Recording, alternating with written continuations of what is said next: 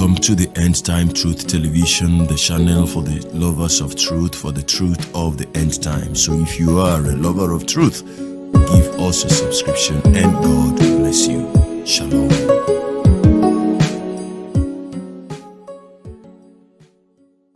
Hello, viewers. Good morning, good afternoon, good evening from wherever you are watching me. God bless you. Amen. Here is the part 2 of that famous interview. This one is dealing on Buhari's. I keep calling this guy Buhari, but I think that is something very common with them. They are both insensitive. So probably that is why, and they are both fake, Probably that is why I keep calling them. Yeah, they are fake in the sense that they pretend to be good, but they are very brutal. They are very, very, very, very dishonest human beings. They enjoy it when they see people suffer. So there is something very similar, very common in them. I want you to just look at it and see how much this guy can tell lies. He can lie for Africa. Bushiri can lie for, in fact, he can lie for the whole continent of Africa. And if you are not wise enough, you would think he's telling the truth. Just watch. Now we'll see you in the next part 3. God bless you. Shalom.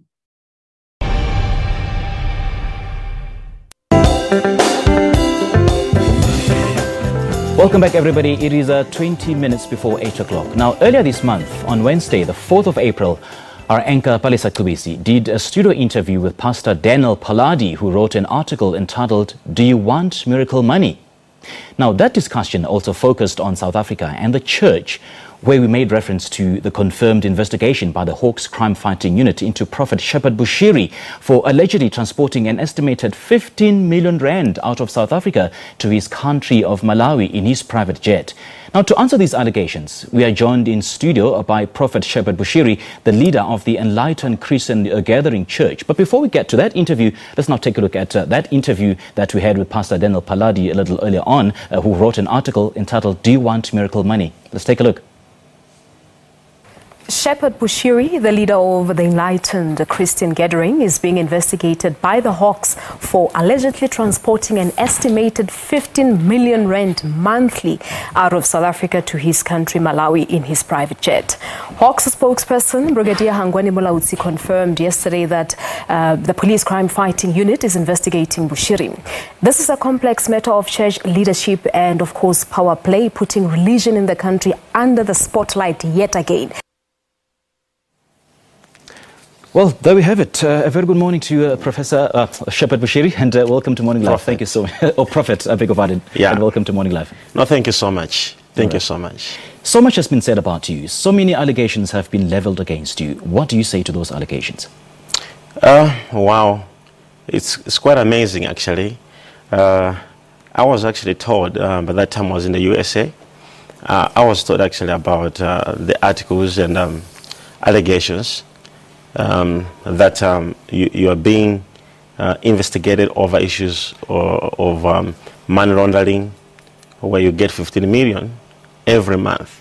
I was like, wow, that's a lot of money, so it's quite funny because I have never been officially told by the Hawks, neither police, that I'm being investigated. So in short, I'm not aware of those investigations, apart from learning from media. Apart from that, I don't think there is any investigation taking place, because I inquired through my lawyers from the Hawks and police if I'm out of being investigated, and they officially answered us to say they are not aware of any investigation. So you're saying those reports that you transported 50 million rand out of South Africa are false? Completely false. Okay. Because number one, I can't afford that amount of money. It's a lot of money. And number two, as the report said, that I used my private jet to transfer money, is quite amazing, because my private jet was under maintenance for the past 10 months last year, so I didn't use it last year. I only used this year for 3 times, and in those 3 times, I was officially searched by the Hawks and the police. Take us back a bit, if you can. How did you accumulate your wealth? Well, I would say... Is it because of, did you start out as a pastor or as a business person? Wow. I would say my father is a wealthy man, you know, and he has a lot of farms in my country, Malawi. And at some point in time, in 2013, he supported me to do some farming. And I began using farming. And from there, the money which I got, a little bit of that money, we invested into small mining. And we began from mining, and then we began to grow into mining way back when I was in Malawi. So business started a long time ago, but I began as a farmer because I love to do what my father does. He's a big farmer. Okay. So of all the businesses that you have in South Africa, one of the biggest that generates the most income from you, for you rather, is your church, the Enlightened Christian Church. Is that correct? No, the church is the business. The church is not a business at all. If you check into the account, into my accounts, if we can have even auditors who can come to my church, because my church is so open, our books are clean, you know. Actually, even SARS just exempted our church on tax because, you know, for SARS to do that, it means they are pleased with our books, you know. So our books are clean.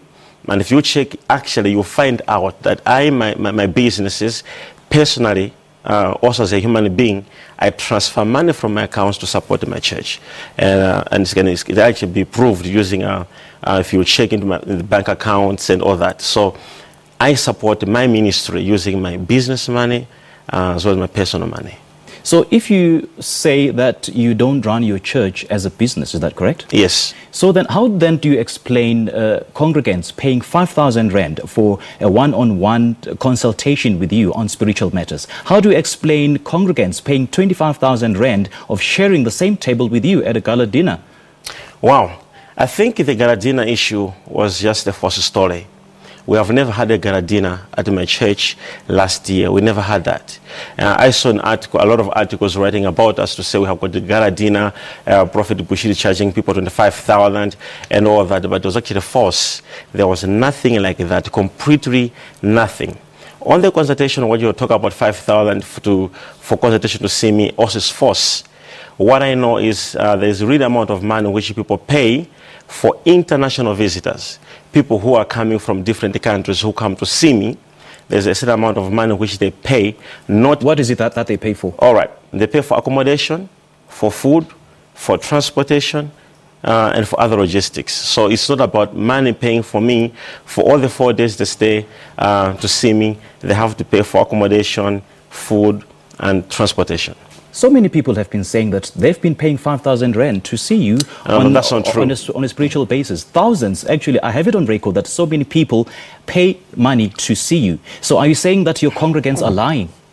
Not that they are lying, but as I said, to say there's no any person on earth who ever paid me money to see me.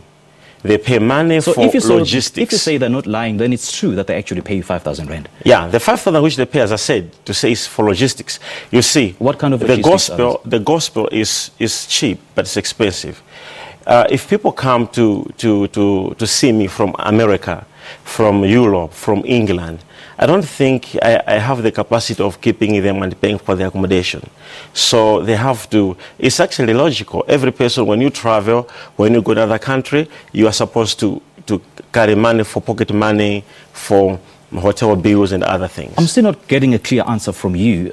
Let's put our focus to South African matters, like South African congregants, saying that they pay 5,000 Rand, and I've got some witnesses, and I do have it on record, that they actually paid 5,000 Rand to see you. What is it that they pay for? Sir, as I've said, to say the money which people pay is for international visitors program. We have international visitors program running at our church. And every person who come to attend the international visitors program is a must to stay at the hotel, to eat, to be transported. All right. Yeah, so if there's a 5,000 rands which is paid, it's not for me, it's not for the church, it is for their own logistics. Okay. So there's not any person who can say they pay money to see me. That person could be an international visitor who came for international visitors program. Okay, I'm going to ask you to stay a little bit longer as we'll have to take a short commercial break, when we'll continue our discussion with Prophet Shepherd Bushiri after the break. For now, let's go for coffee.